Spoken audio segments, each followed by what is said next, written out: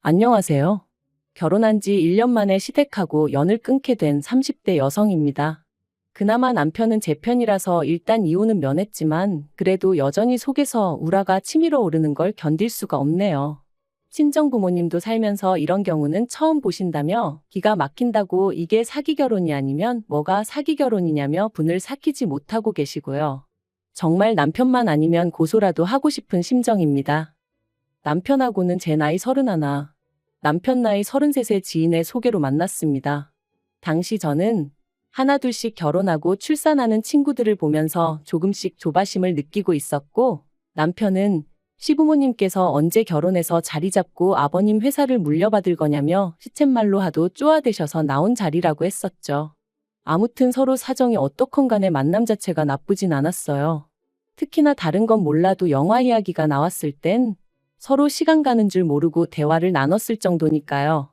그리고 저희는 영화를 핑계로 누가 먼저랄 것 없이 다음 약속을 잡고 또 잡고 그렇게 만남을 이어가다가 자연스레 연인 사이로까지 발전할 수 있었습니다. 남편과 결혼 이야기가 나온 건 그렇게 사귀기 시작하고 꼬박 2년이 지났을 때였어요. 사실 남편과 만나기 시작하고 얼마 되지 않았을 무렵 아버님께서 뇌졸중으로 쓰러지셨는데 이후로 회복이 더뎌 온 가족이 많이 힘들어한다는 건 알고 있었거든요. 그러다 아버님께서 치매 증상까지 보이기 시작하신 이후로는 남편이 하루라도 빨리 결혼식을 올렸으면 하는 눈치였습니다. 온전한 정신이실 때 손주까지는 안겨드리지 못하더라도 최소한 아들이 장가가서 가정 꾸리고 사는 모습은 보여드리고 싶다면서 말이죠. 그리고 저도 그런 남편의 의견에 동의하였기에 그렇게 부부의 연을 맺기로 했네요.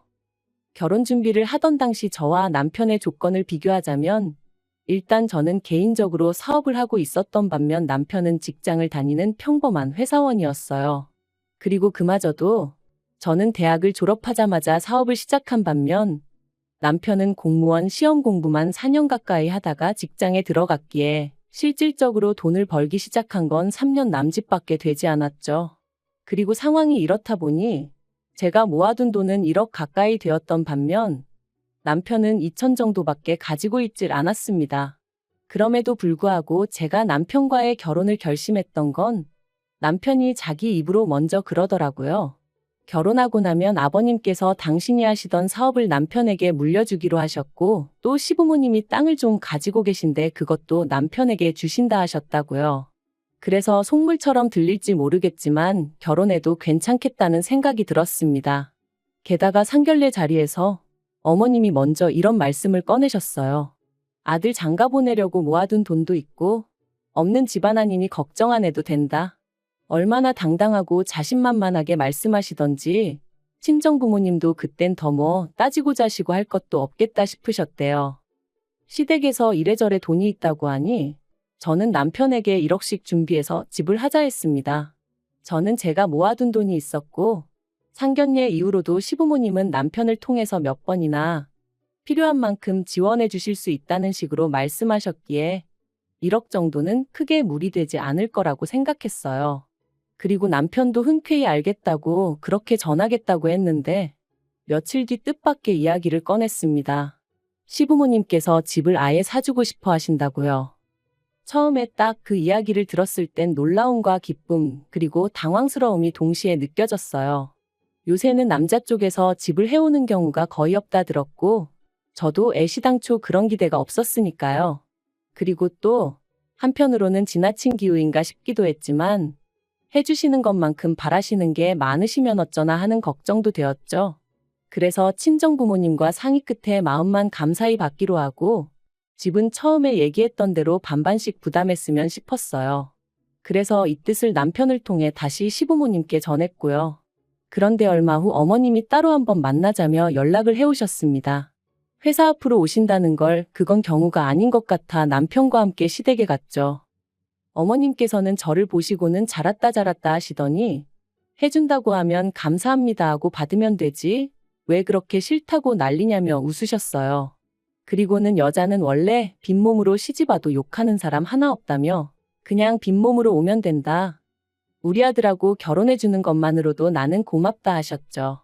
그리고 아마 요새 이런 시어머니가 어딨냐고 제가 배가 불렀다고 생각하는 사람도 있을지 모르겠습니다만 제 입장에선 그다지 듣기 좋은 소리가 아니었어요. 빈몸으로 시집을 가고 싶다는 생각도 해본 적이 없었고 세상에 공짜는 없다고 시간이 갈수록 어머님의 과한 친절이 오히려 저를 불편하고 불안하게 만들었거든요. 그래서 저는 최대한 예의를 갖춰 어머님께 다시 한번 저와 저희 친정부모님의 의견을 전했습니다. 성인들이 만나서 가정을 꾸리겠다고 결정을 내린 만큼 스스로 책임을 지고 싶다. 물론 남편이 모아둔 돈이 많이 부족하다 보니 어머님 아버님께 도움을 아예 안 받을 수는 없는 상황이 맞다. 하지만 제 몫은 제가 감당하겠다. 그런데 저희 시부모님의 고집은 정말 보통이 아니셨습니다. 어머님께선 제 손을 꼭 붙드시곤 제가 고생해서 벌었다는 그 돈은 잘 가지고 있고 시부모인 우리 볼낯이 없어서 그러는 거라면 혼수나 좀 신경 써서 해오라고. 그러면서 여자가 결혼을 하더라도 자기 돈 얼마는 쥐고 있어야 서럽지 않은 법이라며 남편한테 너무 시시콜콜 다 말해주지 말라시대요. 그리고 저는 이 이야기를 들었을 때 제가 정말 행운아인 줄 알았습니다. 마음 넓고 며느리를 정말 딸같이 생각해 주시는 어머님을 만났다고. 저는 정말이지 어리석게도 어머님이 진심으로 저를 생각해 주시는 줄 알았다니까요. 그렇게 결국 시부모님이 1억 7천짜리 아파트를 하나 사주셨는데 명의는 당연히 남편 명의였습니다. 그리고 여기까지도 저는 어떤 불만 같은 것도 없었어요. 하지만 이후의 일들로 저는 조금씩 이게 맞나 하는 의구심을 갖게 되었습니다. 원래 제가 신혼집으로 들어가고 싶었던 집은 비록 신축 아파트는 아니었어도 방 3개, 화장실 2개는 되는 그런 아파트였어요. 그리고 그런 아파트는 서울이 아니라고 해도 2억으론 부족했기에 저희 2사람 돈의 대출을 받아 보탤 계획이었죠. 하지만 시부모님께서는 당신들이 사주는 집이라는 이유로 제 의견은 크게 개의치 않으셨고 결국 시댁에서 멀지 않은 곳에 위치한 빌라를 사주셨습니다. 그리고 저에게는 혼수는 안 해도 된다며 대신 리모델링을 하는 게 어떻겠냐 하셔서 얼떨결에 그 빌라에 4천만 원이란 큰돈을 시쳇말로 쳐바르게 되었죠. 그런데 막상 리모델링을 마치고 나니 그래도 이제 좀 새집 같은데 냉장고나 세탁기 같은 건 남들 보는 눈도 있으니 좋은 걸로 했으면 좋겠다 하셨고 그래서 또 울며 겨자 먹기로 1,000만 원 가까운 목돈을 쓰게 되었습니다. 참고로 원래는 제가 자취하면서 쓰던 냉장고랑 세탁기도 사이즈가 작은 것도 아니고 그렇게 오래된 것도 아니다 보니 그냥 계속 쓰려고 했었거든요. 그리고 말이 나왔으니 말이지만 1,000만 원 가까웠던 결혼식 비용도 제가 부담했어요. 집을 해주신다니까. 정말이지 지금 생각해보면 집 같지도 않은 거 하나, 그것도 공동명의로 받은 것도 아닌데 뭐가 그렇게 감사할 일이라고 이래저래 돈을 뜯겼는지 저도 모르겠습니다. 하지만 더 큰 문제는 결혼하고 3달쯤 지나서부터 불거져 나오기 시작했어요. 아버님의 건강 문제로 남편이 원래 계획보다 조금 더 일찍 아버님 사업을 물려받게 되었거든요. 회사는 당연히 관둬야 했고요. 그런데 아버님이 하시던 사업이 무엇이라고 제가 여기다 밝히긴 어렵지만 직장인들이 월급 받듯이 매달 수익이 정산되는 구조가 아닌 거예요. 게다가 문제는 그뿐만이 아니었죠. 시부모님께선 당장 남편이 저한테 1원 한 푼 가져다 주지 못하고 있다는 사실을 뻔히 알고 계셨음에도 불구하고 매달 생활비와 용돈을 명목으로 100만 원씩 보내줄 것을 요구하셨거든요. 그리고 그 이유가 이게 다 당신들이 저희 집 사주느라 이렇게 된 거 아니냐며 그 소리를 듣는데 말 그대로 속이 터지더라고요. 누가 사달라고 한 것도 아닌데 먼저 돈이 있는 집이네 어쩌네 하시며 꾸역꾸역 사주겠다 하시고는 사주셔놓고 그 뒤 후폭풍은 우리더러 감당하라 하시니 아니 이것도 말이 좋아 우리더러지. 솔직히 당시 제 심정은 시부모님이 싼 똥, 저 혼자 치우고 있는 기분이었어요. 저 혼자 멋빠지게 벌어서 그 돈으로 시부모님 뒷바라지하고 생활비 쓰고 말 그대로 나날이 한숨만 늘어갔네요. 그래도 제가 참고 견딜 수 있었던 건 보통 10월이면 그의 수익이 정산된다 했고 그러면 숨통이 좀 트이겠구나 싶었기 때문이에요. 그리고 다행히 지난 10월 남편 말대로 거래처로부터 정산이 되었어요. 저는 남편에게 지난 1년 동안 정말 고생 많았다고 수고했다 했죠. 여담이지만 아버님이 사업장을 물려주시긴 했어도 편찮으신 이후로는 관리가 제대로 되지 않아 거래처도 많이 떨어져 나가 있었고 그 외에도 여러 가지 정리되지 않은 것들이 많아서 남편이 야근은 물론이고 주말에도 걸핏하면 사업장에 나가봐야 했었습니다. 신혼이지만 남들이 생각하는 그런 신혼을 보내지 못했다고 해야 할까요? 아무튼 그래서 정말 감개무량했는데 바로 다음날 어머님께 연락이 왔습니다. 정산된 수익을 전부 다 당신 통장으로 보내라고요. 황당하고 어이없고 기도 안 차서 도대체 그 이유가 뭐냐고 여쭈었습니다. 지난 1년 동안 남편이 열심히 번 돈이고 이제 저희도 그동안 마이너스 나고 했던 부분들을 메꿔야 하는데 왜 어머님께 돈을 보내드려야 하느냐고요. 그랬더니 어머님이 그 사업장을 남편에게 물려줬다고 해서 모든 권리를 넘긴 것은 아니랍니다. 일을 제대로 배우라는 뜻으로 사업장을 넘겨준 거지. 아직 어머님이나 아버님이 보시기엔 남편이 일을 배우려면 한참 멀었다면서 돈 관리도 당분간은 어머님이 해주실 거니 저더러 아무 신경 쓰지 말고 걱정도 하지 말랍니다. 그리고는 덧붙이시기를 제가 돈도 잘 버는데 왜 돈이 마이너스가 났냐면서 용돈 좀 줄 거냐고 그러시대요. 용돈이라니 다시 한번 황당해서 말이 안 나왔습니다. 사업장을 물려받을 땐 분명히 어머님 아버님 두 분 다 남편을 전적으로 믿고 맡기시겠다며 상위 10% 안에 들 수 있게끔 키워봐라 어째라 그러셔놓고 이제 와서 용돈을 받으면서 일을 하라니 어떤 며느리가 수긍할 수 있었겠어요. 그래서 결국 더는 참을 수가 없던 제가 어머님께 말했습니다. 정식으로 물려받은 사업이고 그래서 남편도 이제 자기 몫이다 생각해서 발바닥에 불이 나게 동서남북을 뛰어다녔다. 그런데 이제 와서 용돈이라니. 남편은 저와 이룬 가정의 가장이고 저는 그런 남편이 가장 노릇을 제대로 해주길 바란다. 마마보이도 아니고 어머님 말씀대로 좌지우지 되는 꼴은 전 죽어도 못 본다. 저도 한번 말이 나가기 시작하니까 그간 속에 맺혔던 말들이 줄줄이 나가대요. 여담이지만 솔직히 지난 1년 동안 어머님 때문에 저도 나름대로 마음고생이 심했습니다.